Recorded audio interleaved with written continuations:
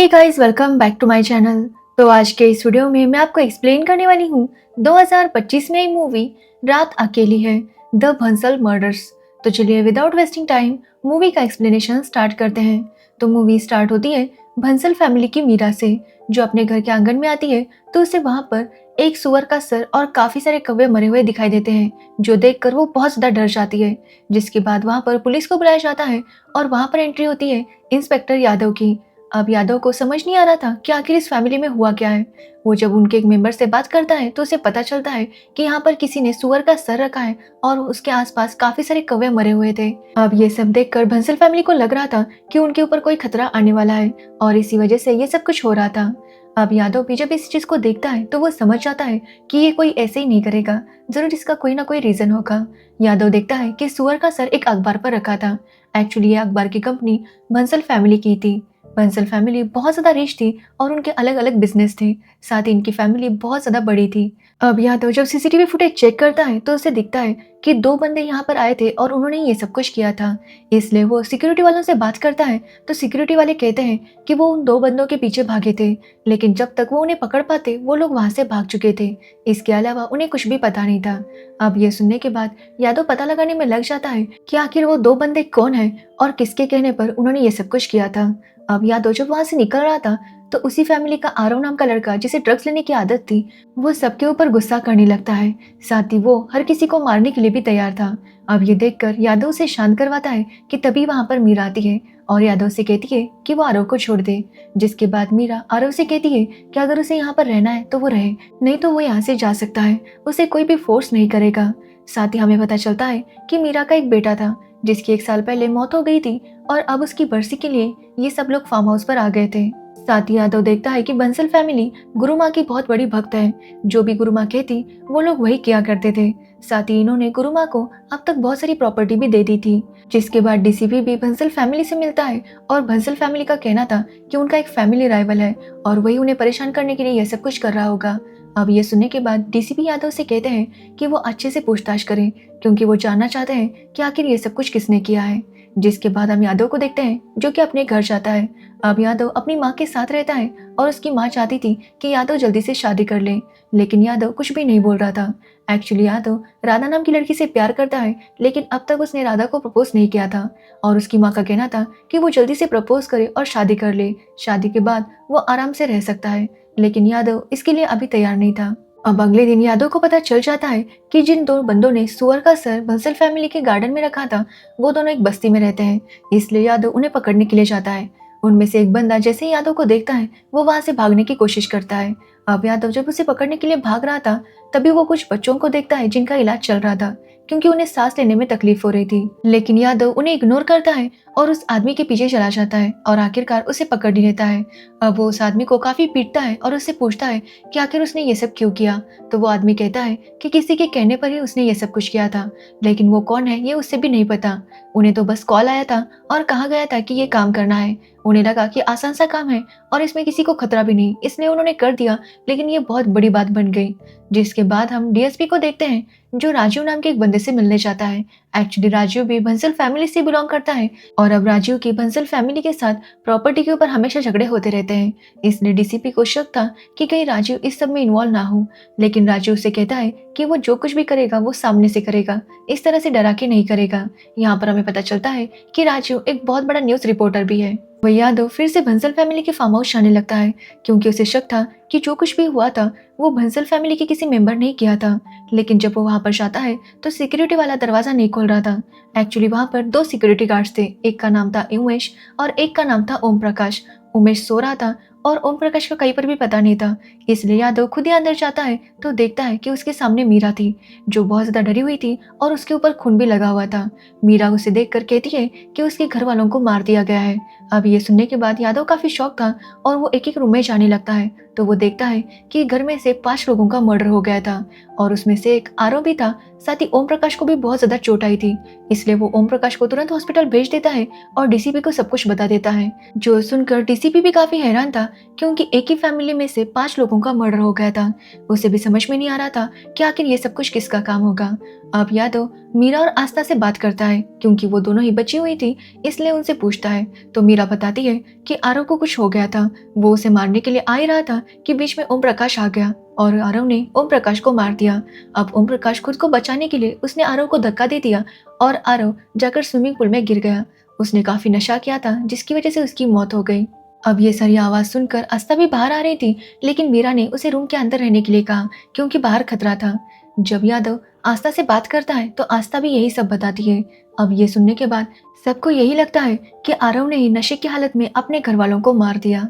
जिसके बाद वहां पर फॉरेंसिक टीम को बुलाया जाता है, जिसमें से एक थी डॉक्टर रेवती, जो कि उस टीम की सीनियर थी।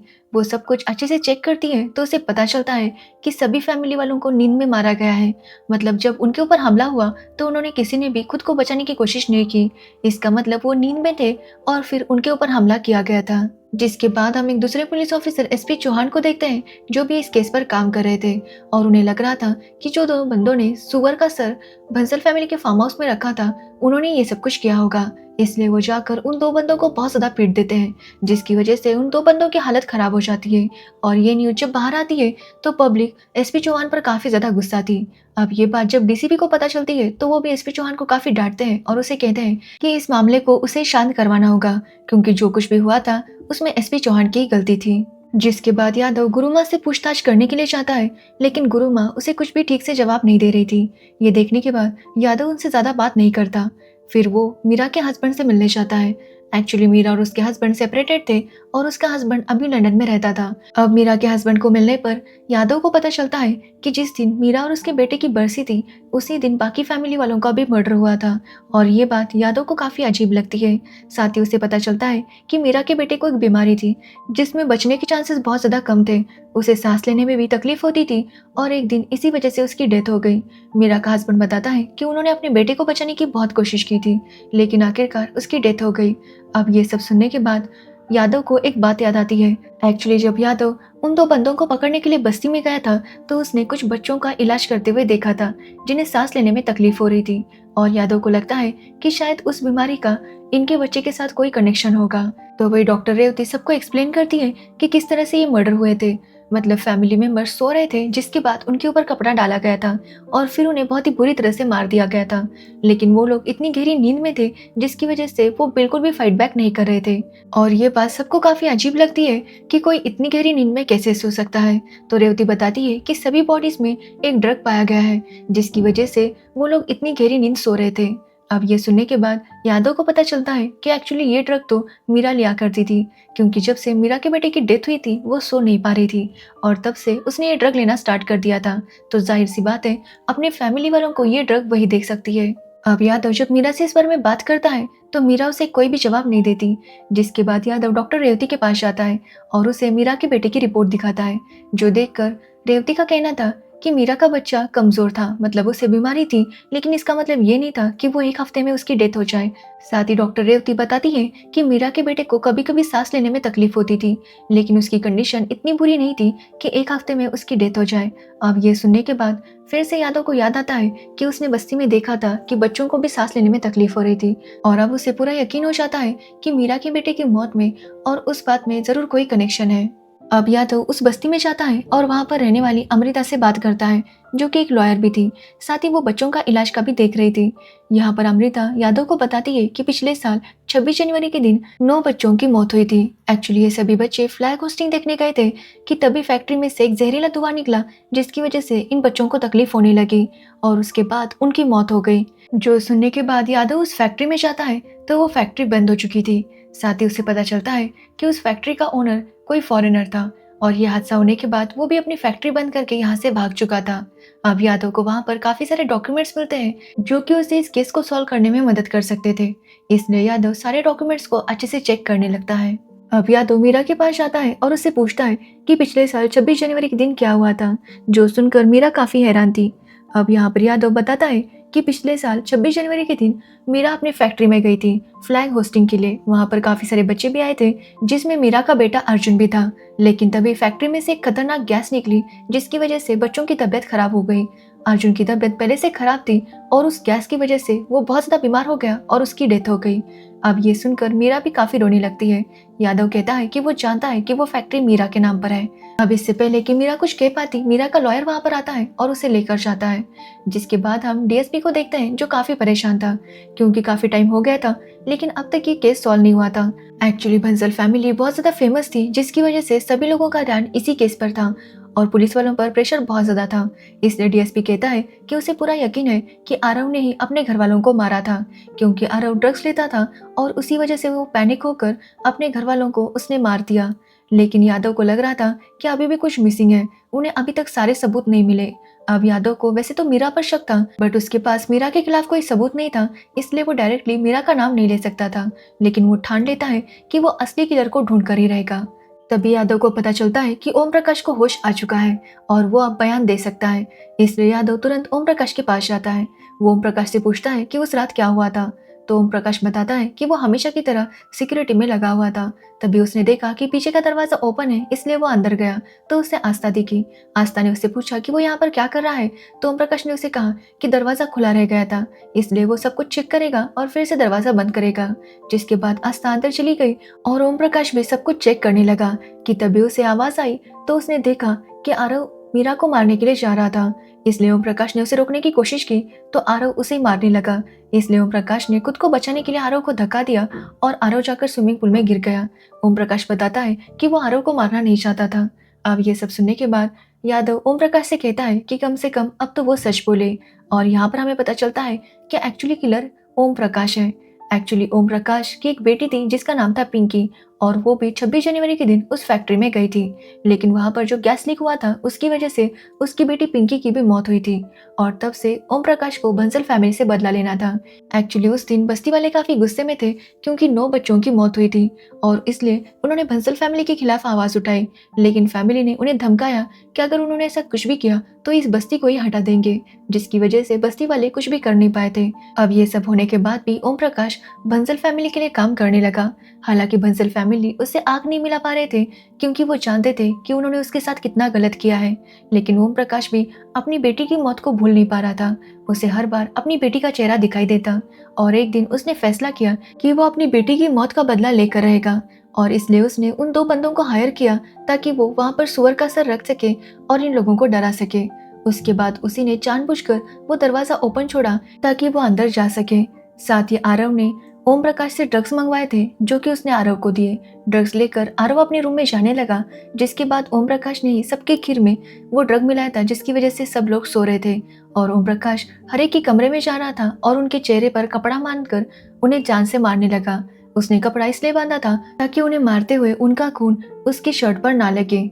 जिसके बाद एक एक को मारकर जब वो आरव की माँ को मारने गया तो आरव ने उसे देख लिया और इसी वजह से आरव ने जब देखा कि अब ओम प्रकाश मीरा को मारने के लिए जा रहा था तो वो मीरा की तरफ भागने लगा ताकि उसे बचा सके।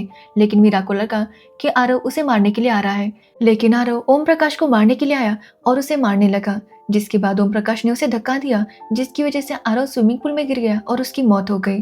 अब ओम प्रकाश भी इस बात का कन्फेशन दे देता है क्योंकि उसने अपनी बेटी की मौत का बदला ले लिया था और उसके साथ अब जो भी होगा उसे इसकी परवाह नहीं थी। तो वही हम डीएसपी को देखते हैं जो प्रेस कॉन्फ्रेंस में ये बताने वाला था कि आरव ने अपनी फैमिली मेंबर्स को मारा है। इसलिए यादव ओम प्रकाश के कन्फेशन का वीडियो वायरल कर देता है और सबको पता चल जाता है कि ओम प्रकाश ने बंसल फैमिली को मारा है, जिसकी वजह से डीएसपी को भी ओम प्रकाश का ही नाम लेना पड़ता है। लेकिन डीएसपी अब यादव से काफी गुस्सा था क्योंकि यादव ने रूल ब्रेक किया था। उसे इस तरह से एविडेंस को सबके सामने नहीं रखना था, इसी वजह से यादव को सस्पेंड किया जाता है। बट यादव को इससे कोई प्रॉब्लम नहीं थी, उसे बस ये केस सॉल्व करना था और उसने केस को सॉल्व कर दिया था। जिसके बाद हम मीरा को देखते हैं जो बताती है कि एक्चुअली ये फैक्ट्री उसके नाम पर नहीं है। एक्चुअली मीरा के पापा ने काफी टाइम पहले ही वो फैक्ट्री गुरुमा को दे दी थी, यानी कि उस फैक्ट्री में जो कुछ भी हुआ था वो गुरुमा की वजह से हुआ था।